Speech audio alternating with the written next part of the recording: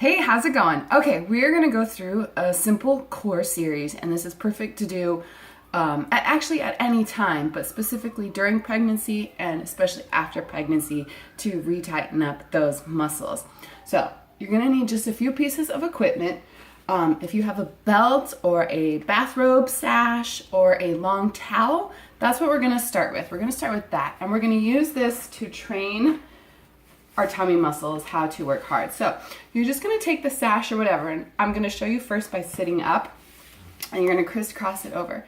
And you're gonna pull on the sash and tighten it, and you'll feel it pulling on your hips, and you just wanna follow that motion with your abs. So it's like you're being cinched up into a corset, and you're pulling everything in. So now we'll do it laying down. All right, so you see I have it just right around my hips. And I'm gonna give it a pull, and when I pull, I'm also tightening my tummy muscles that same direction. I'm pulling them in, and you'll see my back is rotating a little bit towards the ground. So let's do 10 of those. We'll go now. 10, 9, 8, 7, 6, 5, 4, 3, 2, 1. And you might be asking yourself, I don't know if I did those right, but you'll know you do them right if when you do it and you pull, your abs get flatter. So I'm going to take this away just so you can see, and I'm going to do it without. But right now I'm relaxed, and when I cinch in, I'm pulling everything down, and you see my belly gets really flat. Relax, flattened. I'm pulling it all in. So if your belly's pooching out while you're doing it wrong. And that's why we use the belt, just to encourage the direction, so you feel like you're pulling inward. And your lower abs get nice and flat. So again, you're pulling in like you're doing a posterior pelvic tilt, and that means you're tilting your hips back and your abs are flattening.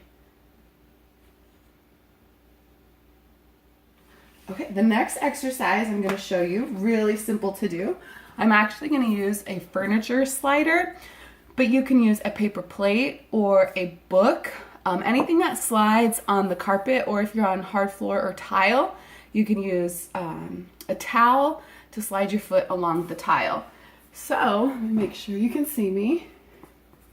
Okay, what you're gonna do is you're gonna do that motion first that we just practiced, where you're pulling in your abs and flattening everything out. And you're gonna have your heel on your slider, and you're gonna hold your abs in while you slide your foot out.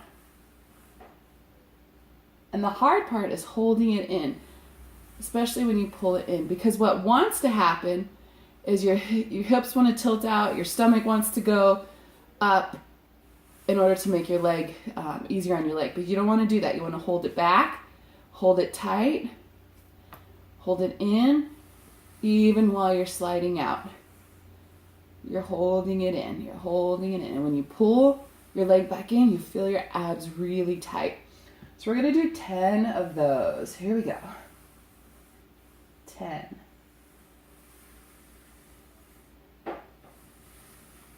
9,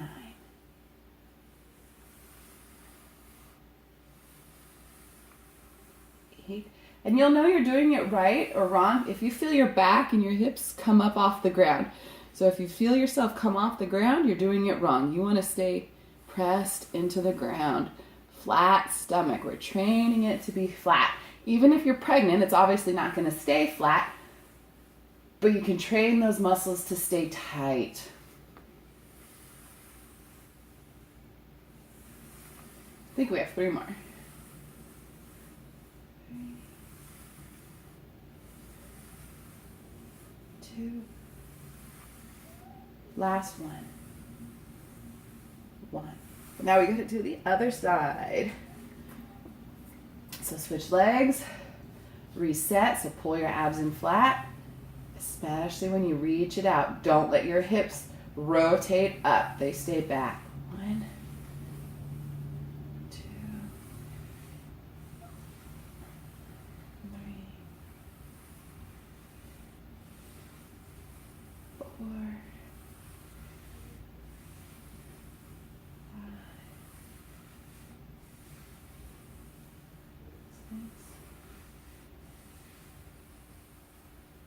7,